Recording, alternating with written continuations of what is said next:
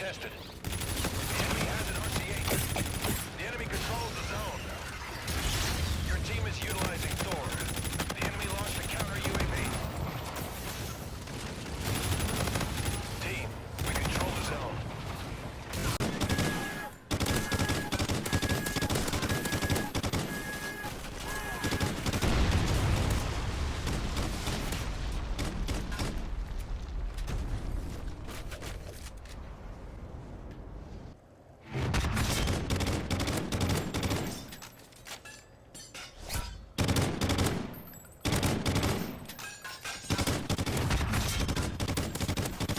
Oh my god! Oh my god! No! No! Oh. Alright guys, so I don't know how much you guys have been playing Infinite Warfare lately, because I haven't been playing it that much because I've been enjoying other games like other Call of Duties and BO3 and MW2, MW3, stuff like that. But they added the gameplay Drop Zone, which if you guys don't know what Drop Zone is, I don't know if it was in Ghost, but I do know it was in Modern Warfare 3. Basically, you just go to the objective and you get care packages. It's a pretty fun game mode. But I also found out that it's a really good game mode to drop a deatomizer strike in. So real quick, what I want to mention before we get too further into this video is the reason why the gameplay is 30 frames is because it got corrupted on my Elgato. Something's wrong with my Elgato and I am going to fix it. And it caused the gameplay to be just fully corrupted and it couldn't even go into my Sony Vegas. So I was pretty upset about that. And I have a different software that if that happens I can fix it, but it only comes out 1080 30 frames, so sorry about that guys. But let's jump into this gameplay. So I'm playing on the map Resistance, and this is a really good map to drop a nuke on. First off, because it's so big that it's not going to be a fast nuke, but you can get a decent nuke on this map because you can play the outskirts a lot more. And playing Drop Zone, it kind of gives you an idea as to like where everyone's gonna be. So like for the example, every time there's a new spawn point for the Drop Zone or whatever you want to call it, I always run over there, and that's because I know that's where all the enemies are gonna be, and I try to keep my back towards my spawn. I try not to just like push around them, kill them from behind, and then just wait, because the spawns do flip quite often on this. And that's one thing I didn't like about this.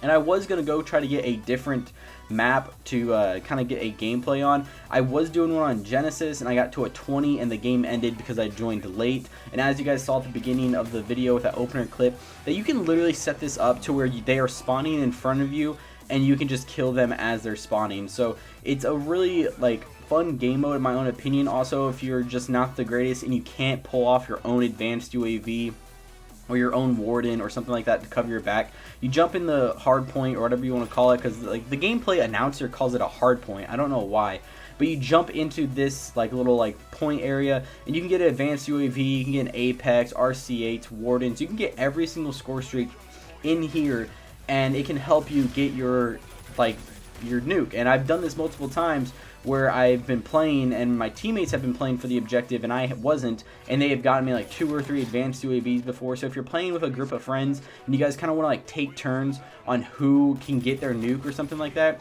you guys can stall out the game, jump in, get your care package, jump out, jump in, do all that stuff, and you can try to get your friends to help you get UAVs, counter UAVs, advanced UAVs.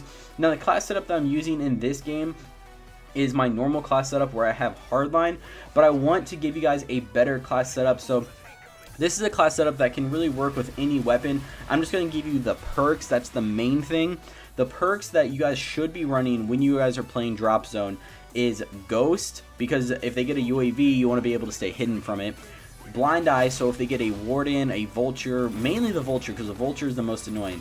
If they get a Warden or a Vulture or something like that, it won't lock onto you and you won't have to die to that score streak, because there's plenty of times where I was about to get a nuke and I died to a Vulture, and that stuff actually chases you through the map. So it's really dumb.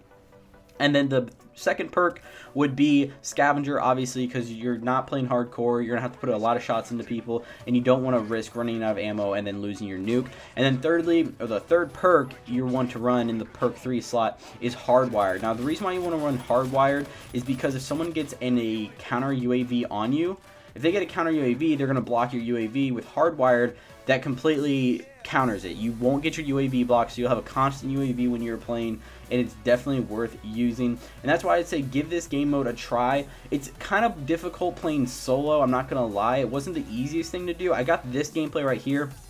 I think it was like my third attempt going for the nuke, and like I said, my first attempt, I jumped on, I joined the game late. The game ended when I was on a 20, and then the next game I died like on a 17, and then I got into this game and then dropped the nuke, and I was playing solo. So if you're playing with friends, definitely see if they will help you, kind of take turns on who's getting the nuke, you know, have your teammates run into the hard point or whatever you want to call it, and pick up a care package for you. Because if you guys noticed in this gameplay, I never really ever went into the drop zone, because that place is a war zone, and you do not want to go in there, because you guys are just going to get demolished, because all the enemies are flooding that area. You got people chucking grenades over there. There's so many times when I went back and tried to get another gameplay of this nuke, because this file was corrupted, where I'd get really close and people would just be chucking nades onto the drop zone, and I would die all the time. So we're about to get the nuke right here, and so that's about all for the video. I hope you guys did enjoy that. Definitely go and try drop zone out, and as you guys can see, just kind of play the outskirts of the map. Don't ever really fully push into the hard point